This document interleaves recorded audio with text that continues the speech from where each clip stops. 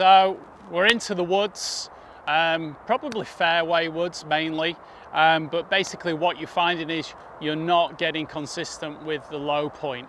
And the importance with the low point is to get the body rotating well, and because the club's longer, is getting that club to match that movement. Want to make sure that you don't swing your hands quicker than your body can move.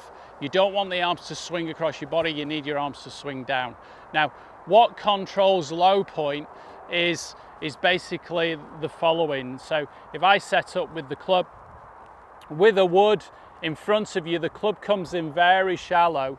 So rather than hitting the ground just in front of the ball, the club comes down and then keeps moving through level with the surface. But there still is one point, which is the low point for sure. But you can see if I'm using my hands quicker than my body, it's going to be very difficult to regulate that. So as this club swings in a little semicircle now, you can see there's one low point, and if I have my weight on my right side as the club gets to the low point, you can see it's opposite my right foot. If I've got my weight on my left side, it's opposite my left foot.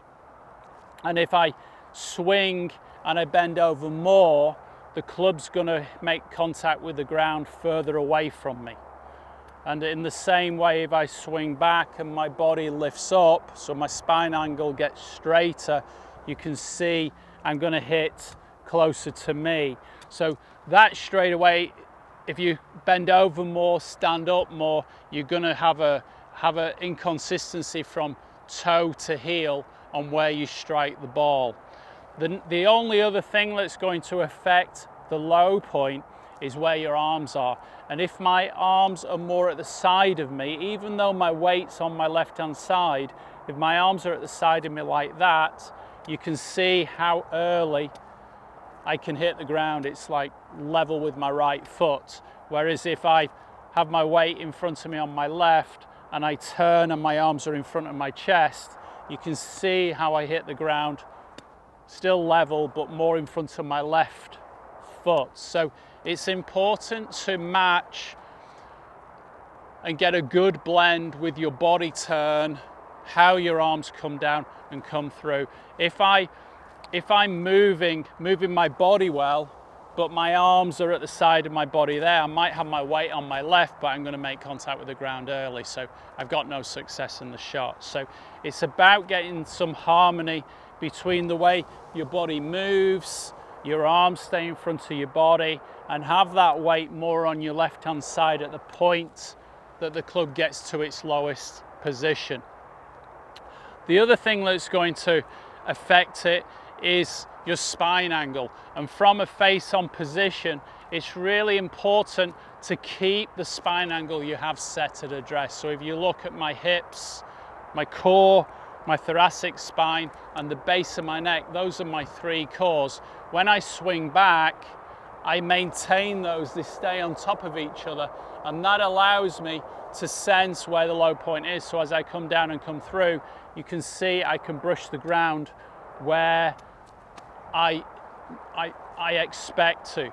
But if I swing back, and these three cores, when I swing back, I lose my spine angle either that way or this way. The problem is as I come down, if I've tilted this way, as I come down, I'm going to tilt the other way, and that's going to make me hit the ground in a very different position to what I expect.